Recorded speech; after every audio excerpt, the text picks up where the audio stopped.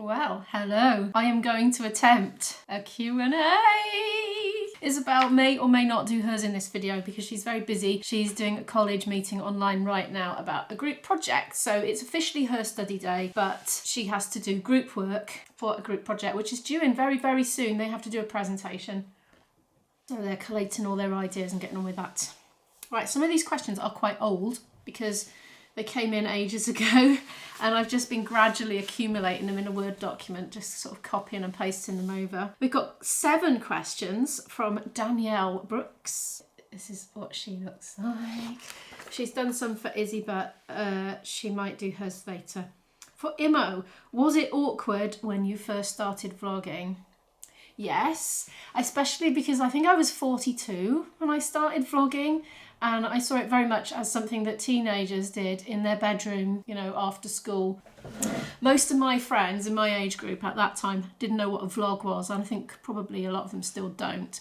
So I was particularly awkward around my friends in my age group because it just looks like I'm doing something really babyish, or at least that's what I thought it looked like. So yeah, I was awkward for that reason. Was I awkward vlogging in public? Yes, I think I was. But I did one vlog where I deliberately just challenged myself to walk up and down Queen Street in Cardiff on a busy day, just shouting at the camera basically. And I got over it pretty much that day. People did stare at me and nothing happened and it was okay and nobody died. So I just thought, oh, that's fine then, let them look. I can vaguely see them looking at me out of my peripheral vision, but as long as you keep staring at the lens, you can't really see them. So it's fine. You just see them when you're editing and you see them like rubbernecking and staring at you, but that's fine. They've gone then. They probably won't see me again anyway, so it's fine. The hardest things I found when I first started vlogging were intros and outros. I just felt so fake and stiff and awkward doing those. But once I was in the flow, it was okay. But I'm fine with them now, as you know. What made you create a YouTube channel? One day, I don't know, probably 5 years ago or something, or 4.5 years ago, I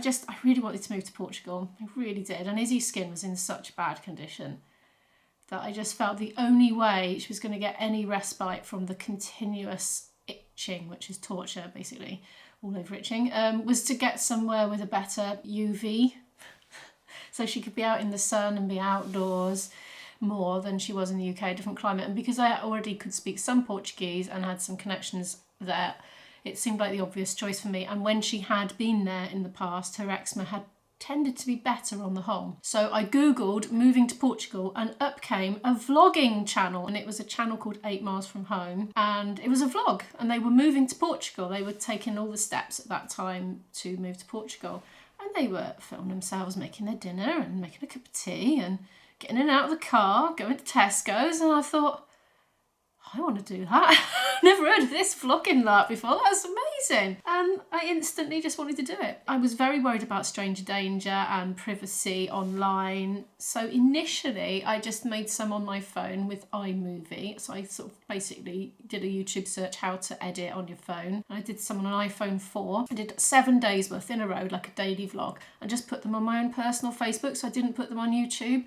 So I was able to include details about my band name and where I was going to be and when, and talking about, you know, stuff that I'd never talk about now because of privacy and safety and stuff like that. But I just wanted to have a go without having to sort of double think about what can I include and what can't I include.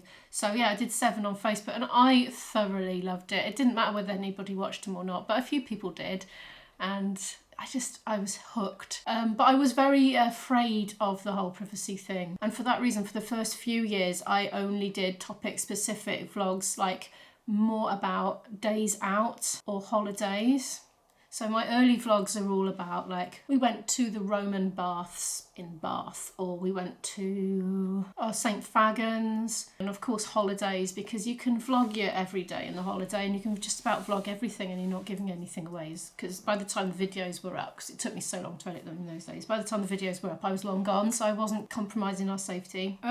What was the question again? What made you create a YouTube channel? Yeah, that's what made me. I was inspired by the 8 Miles From Home vlogging channel and haven't looked back since. I love it. I was just waiting all my life for vlogging to be invented. Do you have any pet peeves? Oh, let me just turn the camera off and have a think about that one. Right, pet peeves. I'm not going to come up with loads and loads because we'll just be here all day. So pet peeve number 1 is kind of linked to my pet peeve number 2. Loud music being played in houses late at night. Like, you know, when everybody's asleep. I can cope with noise, like cars going past or quiet conversations, like muted conversations going past on the pavement, you know, in the early hours of the morning. I can cope with noises where people are obviously trying to be quiet. But what annoys me about really loud music late at night or late televisions is just the fact that they're not showing any regard for other people in their environment.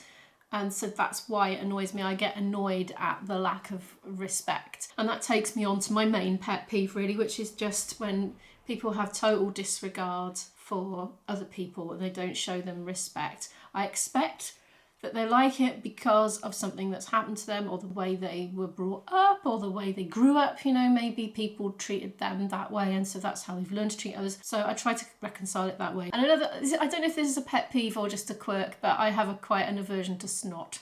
Like I can cope with transparent, you know, summer allergy snot, but the opaque stuff or mucus, you know, whether it comes out of the nose or coughed up, oh my goodness, I start retching. I'm sensitive to that. So it really annoys me when people gob on the pavement and just right in the middle, you know, not in a tissue or anything, just on the floor where anyone can walk in it. I hate that. Right.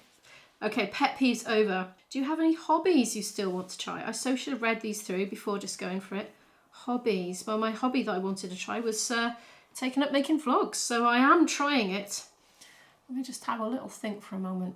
Right, more hobbies. Well, there's nothing new here. There's nothing completely new. All the things I want to do are related to what I've done before. So I want to travel more. Obviously been quite restricted with what I can do since becoming a single parent and caring for Izzy's ex. I was all hands to the deck. That was all 2 of them for, you know, best part of 14 years, I suppose, before she became a lot more independent. I love languages, but at the moment I'm with the daily vlog, I just haven't got time. I have not got time to do languages and get a daily vlog up. So it's kind of shelved, but I really, really want to do a group language class. I really do. And I've got a whole list of languages that I want to, you know, progressively work through. I want to do Welsh to a higher level.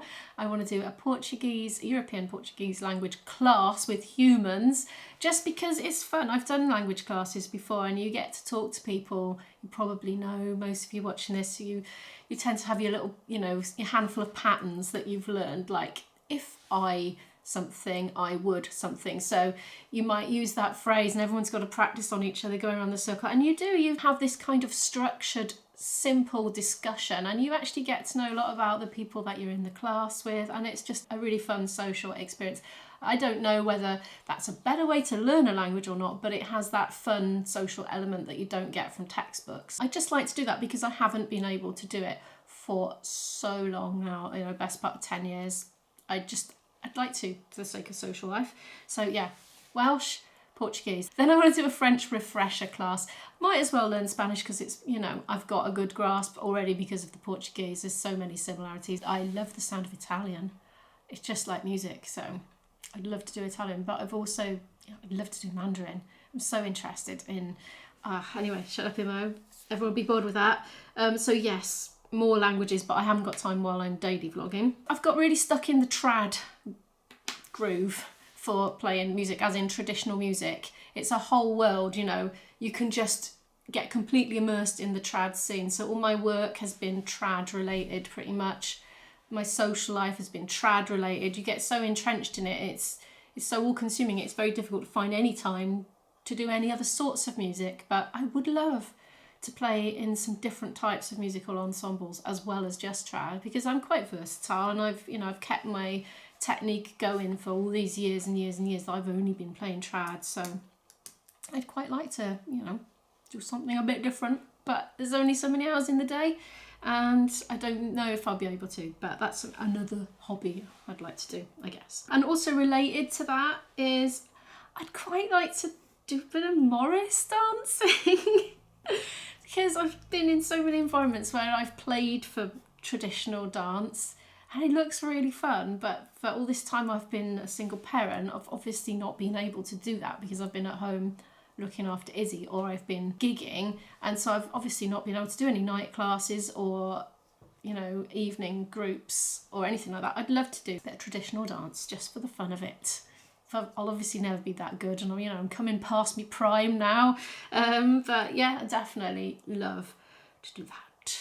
What were you like as a child? I don't know, you'd better ask my parents. My parents were both asked this once by a friend of mine, and she reported back what they said. She said, what was Imogen like as a child? And apparently simultaneously, my mum said she was a little devil, and at the same time my dad said she was a little angel. So I was probably a mixture of the two, but I only remember myself being angelic.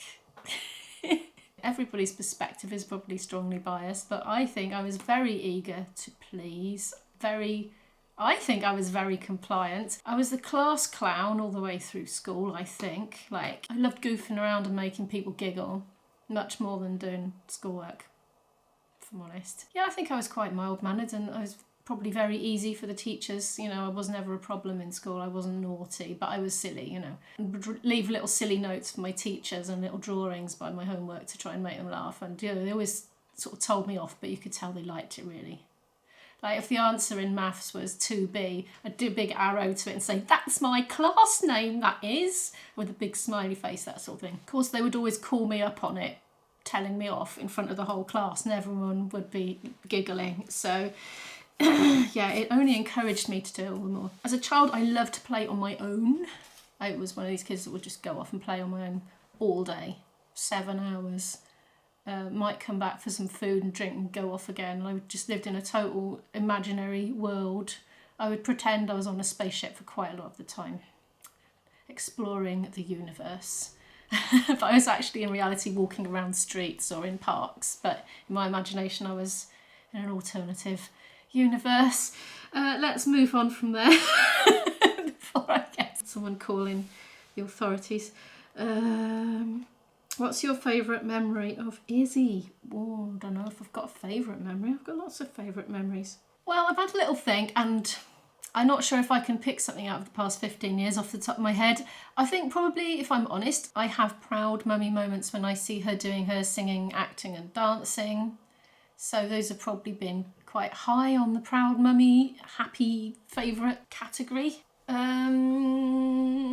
These are not favourite, but I'm just trying to think of something to say off the top of my head. When she was about 3 one time, we took her to St Fagans Museum of Welsh Life, which is a lovely place and it's got lots of outdoor areas, but it has wasps. And she was only a tiny tot. She must have been 3 or less. She sat down with a lunchbox, opened the lunchbox and started to go for some, I don't know, fruit or something. And there were some passers-by and she leapt up from the bench and shouted, "There's a bloody wasp!" I don't know, it just seems so appropriate for a tiny little tot. But anyway, there was that made me laugh. Another time we were in TechniQuest. It was a science hands-on centre when she was quite young, and we were talking about the digestive system, and she was asked what, you know, the food pipe was called, and she said it was the esophagus. So that made me laugh as well. They're not really favourite moments, they're just 2 that I picked off the top of my head. Oh, I'll tell you another funny moment.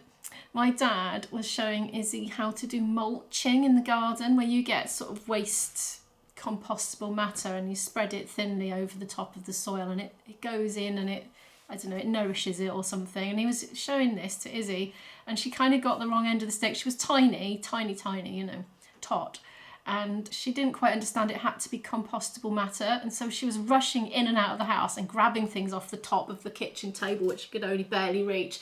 And she got one of the things that she got was my dad's reading glasses, and she was running manically back and forth from the kitchen to the garden. She was throwing things off the tabletop onto the earth with the plants, and yeah, we had to go and retrieve his reading glasses amongst other things. And she was like tottering like that. She used to open her mouth when she used to get excited. She used to go doesn't do that anymore. And what was she like as a baby or toddler? Itchy, fractious, irritated, always on edge all the time, and that sort of went up for years and years and years. But very curious, very inquisitive, very chatty, very articulate. She was talking very, very young, but she was a late walker. I think she was 18 months when she took her first steps. But she was already having conversations way before that point, and she could sing perfectly in tune in the backpack as well. She used to sing Twinkle Twinkle Little Star, absolutely on pitch, you know. It's very unusual. Very interested. Like if we were on a train, she'd be looking everywhere. She wouldn't just be sort of glazed over. She was always on the go, always very alert, always very awake all night. She didn't sleep through till she was 5, so I was like a zombie for years and years. Probably most of that was the itching, to be honest. She was delightful, but she was stressed out with her discomfort and itching, so quite hard work. Scratched, just I had to keep her hands and feet covered because she would just be constantly tearing herself. And so, yeah, itchy, greasy, covered in gunge, like emollient, you know, all the time. Caramel Alfredos. We know this person in real life, don't we? Yes, we do. When you first started on YouTube, did you ever think you would get this far? Yeah, I think so. Eventually. I thought I was going to probably be like the tortoise, as in the hare and the tortoise. I mean, I haven't really got very far, so so yeah, eventually. And I'm just going to keep going, so I will get further too, but it won't be quick because I'm just not mainstream enough. I'm sticking rigidly to my own plan, which does not promote growth on YouTube, really. I won't be taking any baths in baked beans with comedy music overlaid anytime soon. I'm just going to do my own thing. Have fans sometimes recognised you in public? Yes, twice. I can count it on both of these fingers. Once was coming out of IKEA. She was coming out, I was going in, and it was amazing. It was the first time it ever happened. I just couldn't believe it. And she was really, really lovely. I don't know if she's watching this. If she is, hi. Be surprised if you are, because it's a few years ago. And the other person was in Bristol Airport, and I don't know if you still watch, but someone called Rich was working there at security. So that was a real surprise as well. Yeah, but only twice. But to be honest, since March we've barely seen anybody. I've hardly seen any humans, so it's not that unlikely that nobody's spotted me. So. What are your plans for the future? My plans for the future. It's difficult to have plans for the future at the moment, isn't it? Because we don't know what the future is. My plans for the immediate future. My main goal at the moment is work as hard as I can on the channel, trying to get a vlog up 6 days a week now, because 7 really was too much. I was neglecting too many other things, as well as getting exhausted. I want to keep my flute ticking over, like try and do an hour a day, practice on it 5 days a week. So it's not loads of practice, but I should be get up and goable, you know, when the time comes to be able to do a gig again. My future hope and dream is that I partially live on vlogging money and partially live on gigging money. But I think that's going to be unrealistic, to be honest, but I'm going to give it my best shot now over the next few months while I've got this opportunity to do it. We'll never get this chance again, so I'm making the most of it. And wherever I end up at the end of it all, when I'm sort of forced to do other things, you know, I'll be starting it off from a higher point than I otherwise would have. So yeah, probably I'll end up doing a part-time day job and gigging, but ideally I like to do vlogging and gigging for a living for the rest of my days, because I love it. And I'd love to do more travel vlogging, but basically like go and stay a couple of months in a different country and film every day, and then, you know, whack videos out. Because I'd get to explore the world, but I'd get to help other people to explore the world as well. But I'm not one of these like, let's go and look at the pyramids or the Eiffel Tower kind of travellers. I'm more interested in just the little everyday things, the little everyday differences. How many chickens would it take to kill an elephant? Interesting question, Caramel.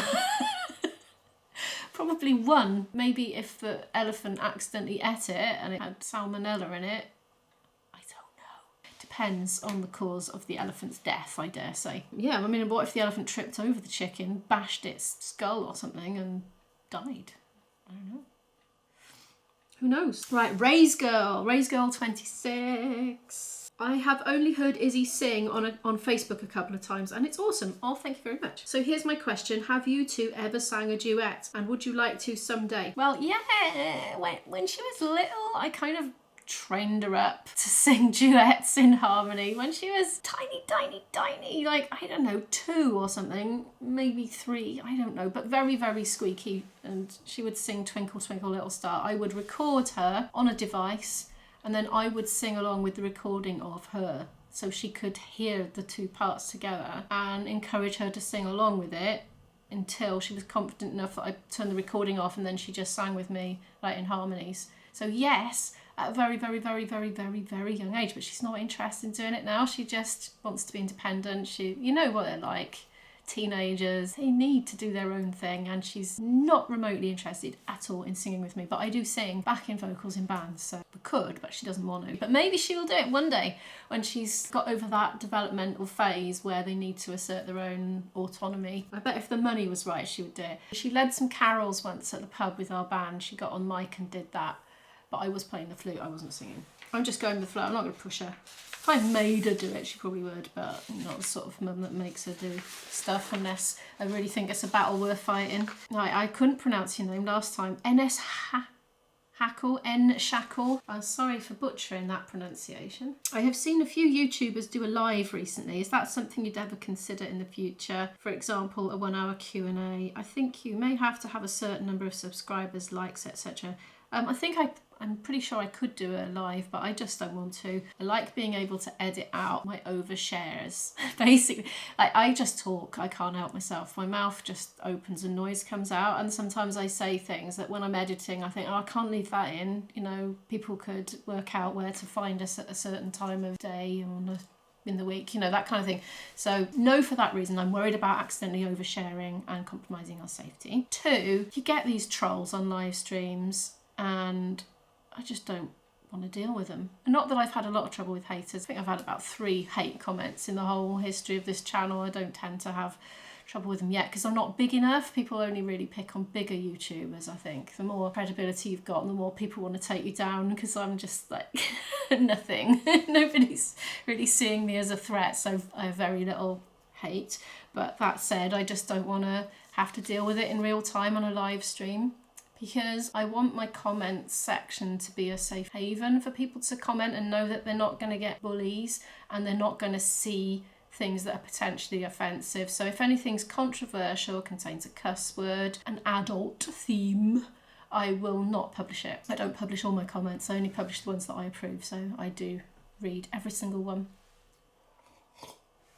There you go, into a holding bay. Is there any piece of equipment you need or would like which would help your channel to develop? For example, another channel I watch, the channel owner was able to buy a gimbal for filming out and about. The footage was more stable / smooth as a result. With the help of some of his subscribers, I would put in a few pounds in the pot if it helped. Oh, that's really kind of you. Thank you so much.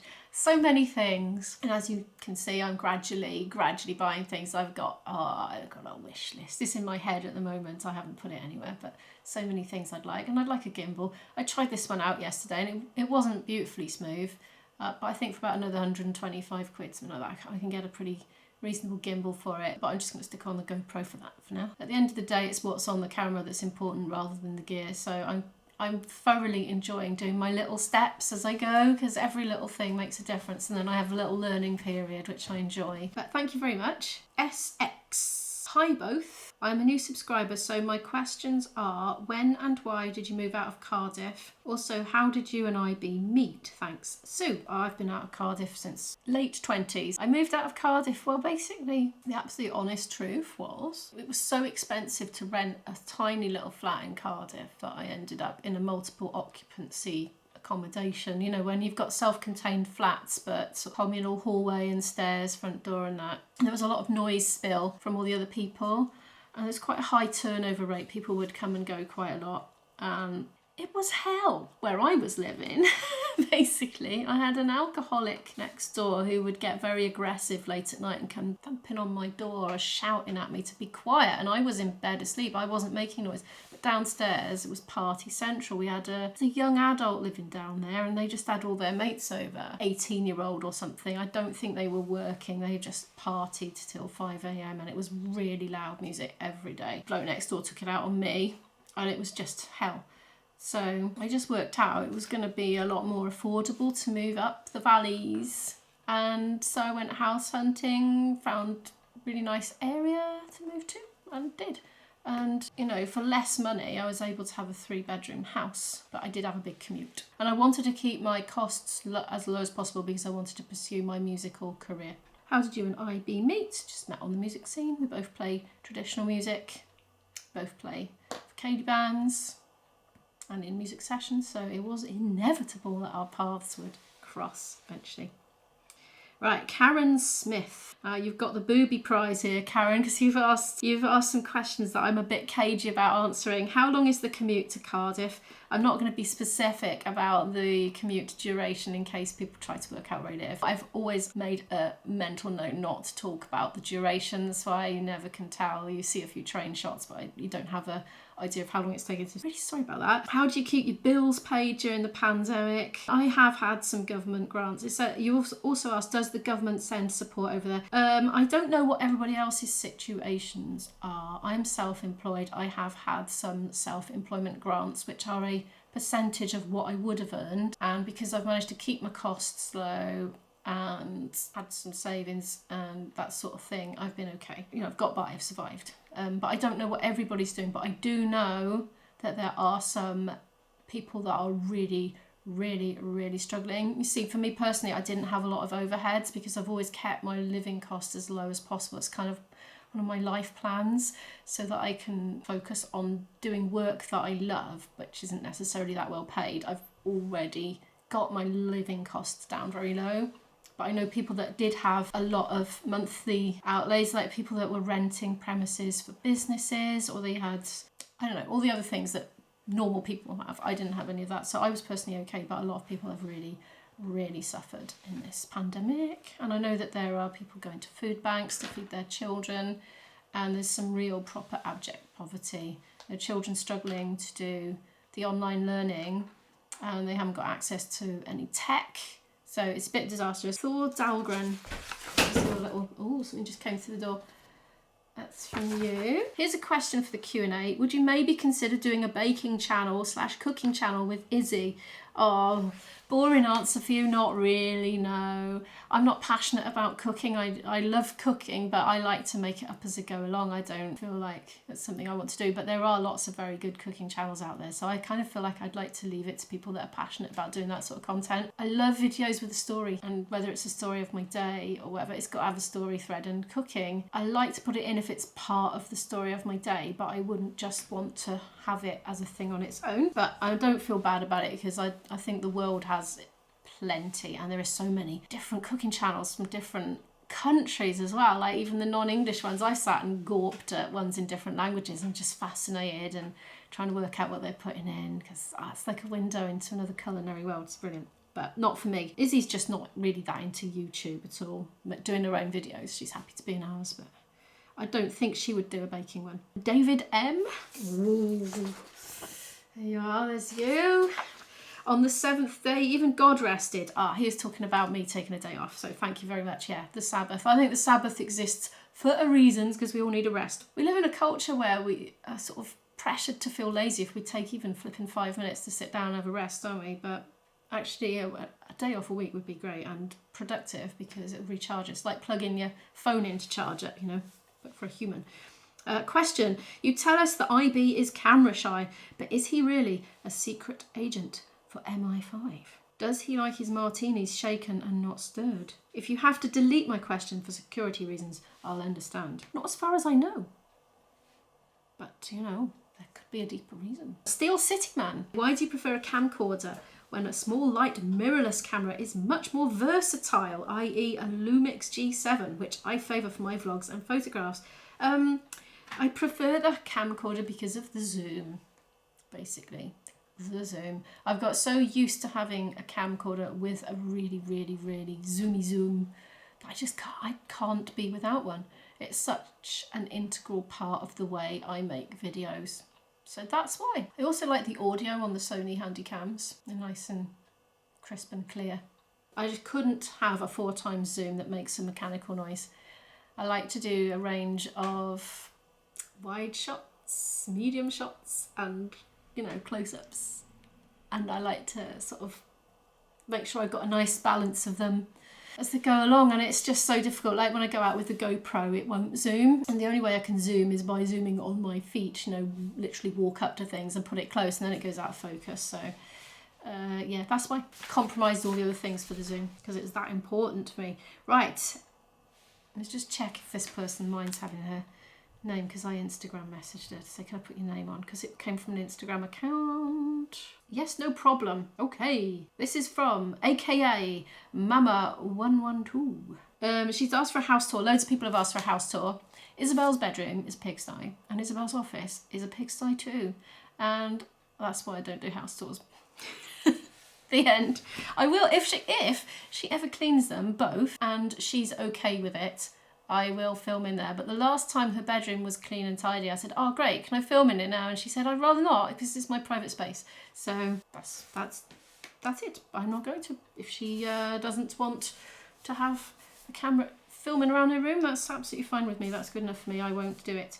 I hope that's okay. I hope that didn't come out as offensive, because it's my channel basically. She goes along with it, but you know, she didn't sign up to have her privacy invaded if she didn't want to have it invaded. So I totally leave it up to her whether she comes on camera or not. And many vlogs will pass and you don't see her, and it's just like she's not in a bad mood or she's not unhappy. She just doesn't feel like presenting to a camera, you know. So that's fair enough. Why did I move house? Yeah, when I first moved to my last house in the area, it was a lovely area and I can't fault it. Still a nice area. We had a library, we had a swimming pool, we had my local bank branch, you know, everything I really needed was on my doorstep. There was stuff that I could do in my local area.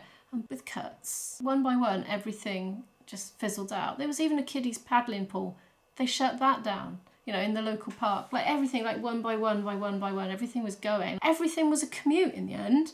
And I thought, I'm flipping fed up with this. I want to go somewhere where there's a better life, you know. And so I've moved to a different place where I've got shops on my doorstep. I got, as you've seen from the vlogs, I've got a lovely choice of local shops and amenities here. So yeah, that's why. And she also says, a bit random, but what horoscopes are you, Izzy and IB? I'm an Aquarius. Come on, I just want the dates. Oh, here we are, right. Isabel is a Taurus, no surprise there. Isabel is very alpha personality. She likes to rule the roost. I'm an Aquarius, as you know, and IB. Oh, he's a Capricorn, apparently. Have I run out of questions?